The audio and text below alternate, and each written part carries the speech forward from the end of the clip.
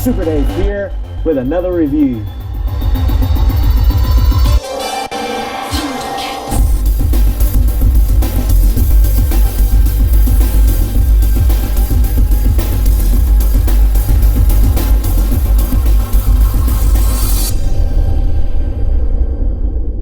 Super Dave here with another exciting review, as today we are going to be looking at a Thundercat Lynx-o. We have Lion-o, we have Panthro, we have Jaga. Now we have Lynx-o, and we're going to take a look at him right now. And here's one of those Super 7 outstanding Thundercats collector-friendly boxes with the Thundercats logo in foil here. And of course the Thundercats name on the back, and then Lynx-o here. And as you open up this slip cover, you see the figure within, and wow, is he not a beautiful figure? Awesome, awesome, awesome.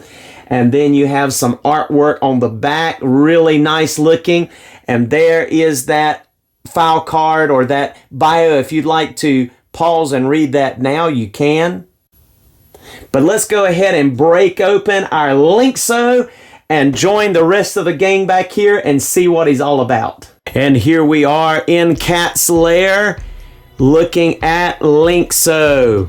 And he is fascinating and exciting. Let's look at his accessories. And first of all, we'll look and see that he comes with two weapon holding hands that hinge, of course, the traditional horizontal direction. And then we also get two weapon holding hands that hinge vertically. So this is smart, instead of getting four identical hands. But then you have also equipped this more like a gesturing type hand and another gesturing type hand that are also horizontally hinged. So that is really cool. He also comes with a kind of a snarling, angry face, and of course Lynx-o is blind. Comes with his shield there that clips onto his wrist, and an artifact that is from one of the episodes of Thundercats. And of course he comes equipped with his more stoic looking head sculpt, that bandana with that tie on the back there, as you see. Really cool. And so that is really neat. Not too many accessories, but it does come with like a control panel, which I've anchored back here in another section to make it kind of look like it's built out into something more, depth, give it some depth. But that's the control panel right here, this kind of an orangish brown thing with the buttons on it that he comes with. Apparently it does go along with the episode that he was in, or I think someone even said it's kind of like his braille pad. That's right, because you see it has those little raised portions on the buttons. So this allows him to be able to contribute to the control panel, but it has the raised braille, because if you remember, Lynx-o is blind. So really cool attention to detail there. That's really cool nod to his handicap. But of course it's not a handicap, because Lynx-o also has the ability with heightened senses of touch and smell, and just a sixth sense, if you will. So that's really cool. Now let's take a look at Lynx-o's articulation. Now to take a look at Lynx-o's articulation, let's bring him on over closer by here and get a closer look at our Lynx-o here. And the first thing that we will notice is that he does not have a lot of head motion. He will look side to side, not much downward. That's about it. And almost nothing upward, just basically straight on. So very little head motion for our Lynx-o. Now he does have bicep swivel here. He has good range there. He also has a elbow swivel here.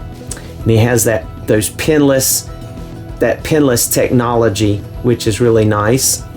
He does have the ability to crunch forward, so you can get some of your downward gazes that way. Not so much back, but just a little bit, so he'll be able to look upwards maybe a little bit that way, going in that direction. And then He has swivel at the waist. He also has as we mentioned, a vertical hinge that you can put on that weapon holding hand on that side. You see down the side of his arm there has like these spots like a lynx cat kind of, and I love the way this logo looks. It really looks sharp, looks excellent here, really clean, looks nice like that. And then on this side, of course, he has a horizontal hinge. It's going to swivel and horizontal hinge there. So excellent on that point. And then, of course, our Lynx, like most of these figures, have excellent splitting ability there. Thigh swivel, single jointed knee. Instead of having a boot cut, he has a knee cut. You see, like that, kind of like the Super 7 Conan had. Then he's going to be able to go almost tiptoes, pretty good amount up, and excellent rockers. And he does have the whole peg on, or the peg hole in the bottom, and just an excellent amount of articulation. I do believe the only thing that I wish he did have is better head articulation. That would be certainly a plus for this Lynx-o. But overall, very clean, very crisp, very nice Thundercat. He will join the ranks very nicely. So let's take a look at him with some of the other Thundercats in comparison time. Now, what if Stinkor came to the Thundercat's lair? I bet that Lynx-o would be the first alerted because of his heightened sense of smell due to his blindness. So he's ready for action with his cool looking shield that clips onto his wrist. He's got that snarling head installed there. And the other Thundercats, as well as He-Man, spring into action here, ready to defend. And some other allies, of course. There's Jaga back there.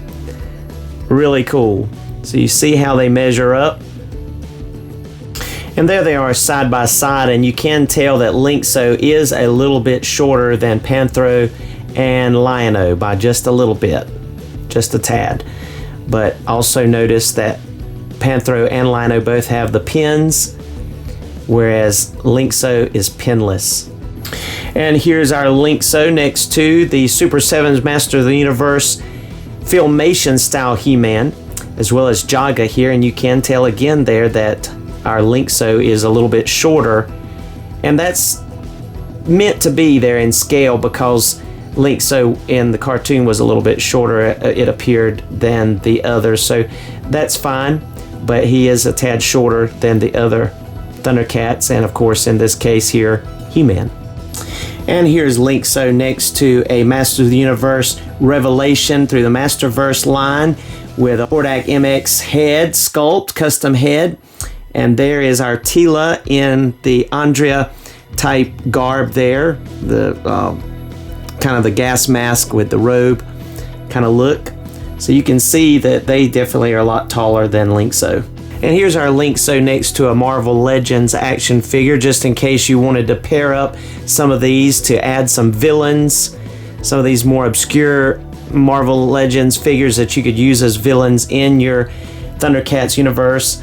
The heads, of course, of the Thundercats are a lot larger in scale in most cases, but it works. You could make it work. You can see, especially here, looks like Lynx-o is a little bit, just a tad taller than our Marvel Legends.